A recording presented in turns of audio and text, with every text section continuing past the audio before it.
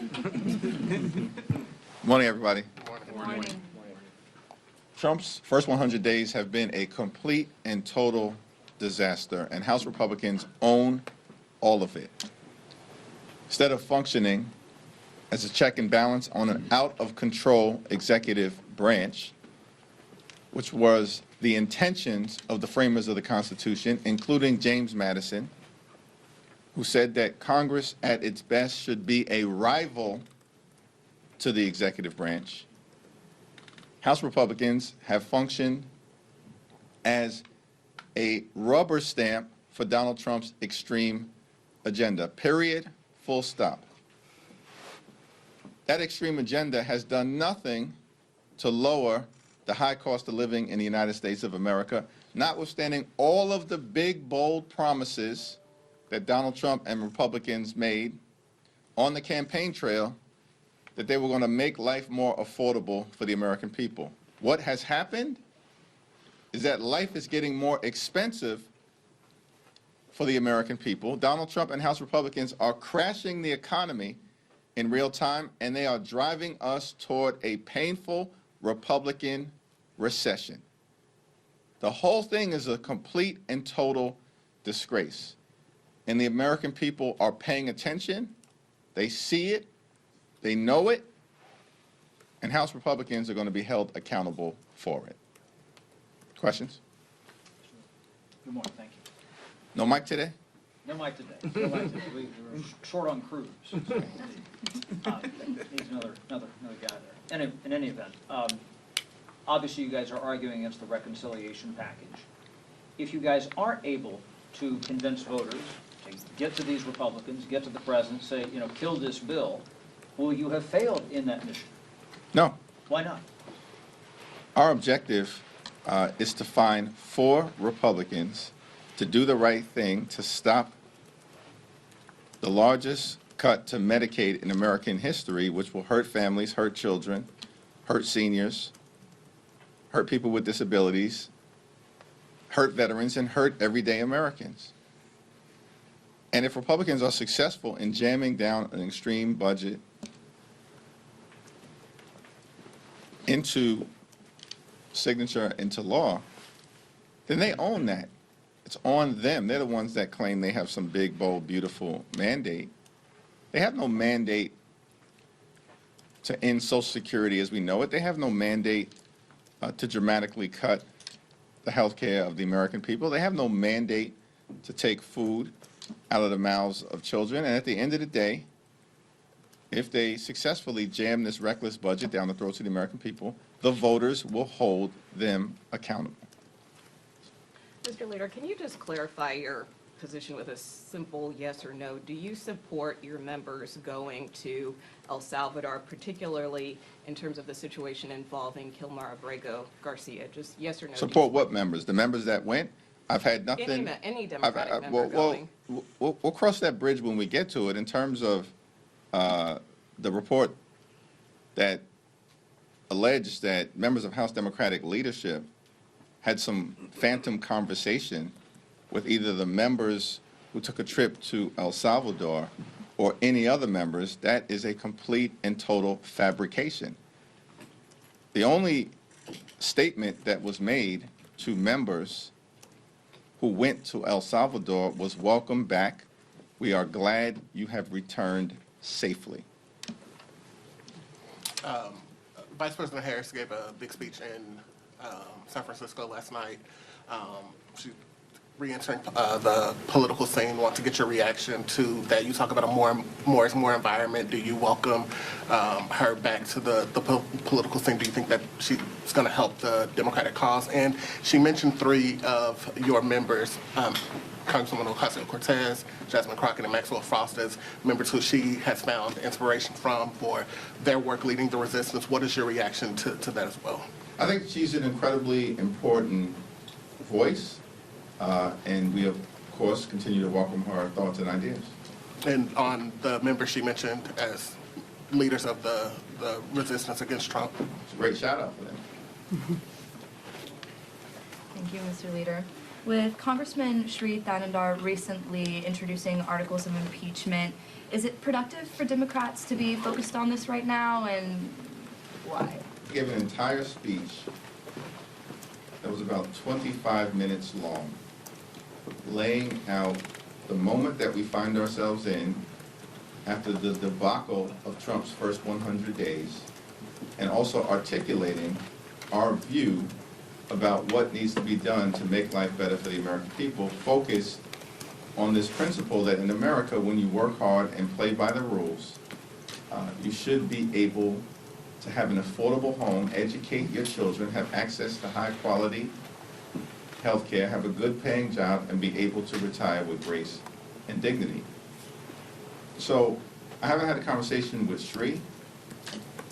You'll have to talk to Shri about his perspective as to what he believes to be the right thing to do at this moment. And until I have a conversation with Shri, there's really nothing further for me to add. Thank you, Mr. Leader. This morning, the Colorado Sun reported a long, extensive story about the challenges facing Yadira Caraveo, one of your former members who's running again for this seat.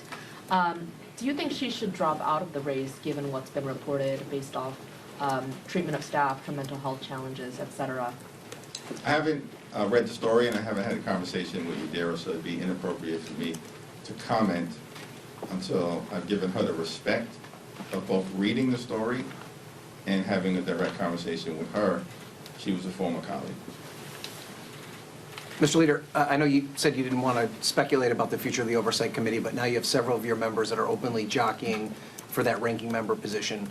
At what point do you think your leadership team will make a path forward for the future of the leadership of the Oversight Committee? And are you entertaining the idea of allowing Congresswoman Alexandria Ocasio-Cortez to have a waiver so that she can run for the ranking member slot? I don't want to speculate about the future of the Oversight Committee. At what point will you? Well, the rules are pretty clear that when there's a vacancy, the caucus, under the leadership of Chairman Pete Aguilar, would have to call an election within 30 days. Leader Jeffries. Actually, I'm sorry, I want to go to the back. We'll come back to the front. I'll go to the back, yeah. Thank you. CBS News is reporting that National Security Advisor Mike Waltz is going to step down. What are your thoughts on that, and should other people follow him? Yes. Leader Jeffries, thank you. House Republicans and the president's allies continue to blame DEI programs for staffing decisions at airports and air traffic control, calling instead for a return to what they call merit-based hiring. Stephen Miller actually talked about it at the White House this morning.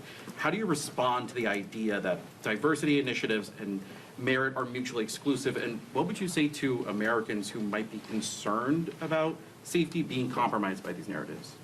Safety has been compromised by the complete and total incompetence of Donald Trump and his administration, who are dismantling the safety architecture of the FAA and jeopardizing the well-being of the American people who fly across America and the world.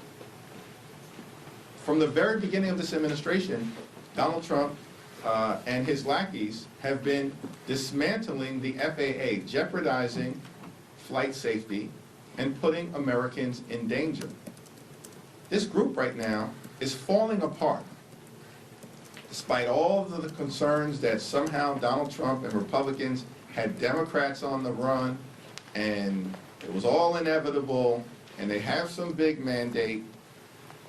In record speed, they've fallen apart.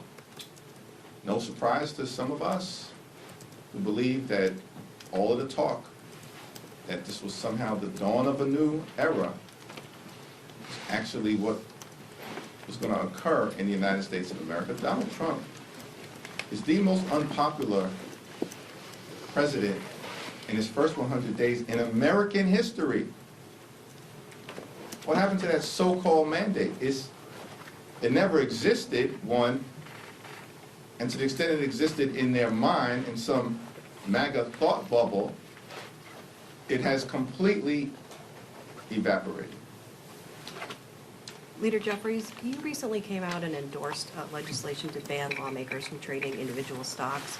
This idea has been out there for years. I'm wondering why you decided to come out in favor of it now, and since you're effectively the only leader of either party endorsing the ban, have you talked to your counterparts in leadership about moving forward with this? I have not had a conversation with my counterparts in leadership on this, but it is something that I've long supported, including previously as House Democratic Leader and prior to that as Chair of the House Democratic Caucus. So this has been a consistent position of mine for years, and I support the efforts led by Representative Ocasio-Cortez, Seth Magaziner, and others in the House Democratic Caucus to try to get this done.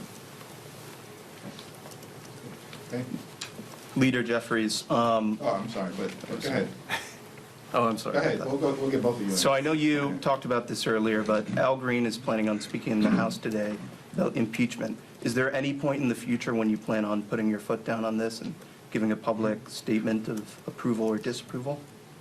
I spoke yesterday for about 25 minutes to the country about my vision for the future, a blueprint for a better America, and encapsulated what I believe has occurred for America over the first 100 days. I was also on the steps of the Capitol for 12 and a half hours, continuously talking to the American people with Senator Booker and others about what we believe to be important in the United States of America. So there's a lot of footage out there of our views on what is occurring in America, and all of that information actually really does speak for itself because it's how we feel. I want to ask about that blueprint. What form can we expect to see that in? You know, who's going to be involved in drafting that if it is like a physical or a product? Stay tuned. There's this discussion going on right now among House Republicans about Medicaid work requirements. What are your issues with expanding Medicaid work requirements, and what constitutes as reasonable work requirements for Medicaid? House Republicans are not trying to impose work requirements. They're not trying to root out waste, fraud, and abuse. We all support making the federal government the most efficient that it can be. House Republicans have proposed up to $880 billion in Medicaid cuts. That's the largest Medicaid cut in American history. Hospitals will close, nursing homes will shut down, communities will be hurt, and Americans will die. These people are scrambling right now to try to explain to the American people the devastation that they've already voted to set in motion. Not once, but twice. And the American people aren't having it. And so they're trying to spin their way out of this box that they've gotten themselves in, but it's not going to work. $880 billion in cuts to Medicaid means you are taking health insurance away from children, families, seniors, women, veterans, people with disabilities, and everyday Americans. Period, full stop. It's one of the reasons why the overwhelming majority of House Republicans aren't having town hall meetings. We're having town hall meetings in Democratic districts, and we're having town hall meetings in Republican districts because we're not afraid to talk to the American people. We work for the American people. House Republicans are a rubber stamp for Donald Trump's extreme agenda, and it's not working out for them. But they're already on record, no matter what lies and half-truths they try to tell to the American people, they're going to be held accountable for once again trying to take health care away from hard-working American taxpayers. This is nothing new. They attacked the Affordable Care Act for years because these people have some irrational obsession with taking health care away from the American people. This is why they find themselves in trouble right now. And we're going to keep the pressure on them, do everything we can to stop these reckless Medicaid cuts from taking effect. And if they jam their reckless budget down the throats of the American people, they will be held accountable next November. Thank you. Thank you. Thank you.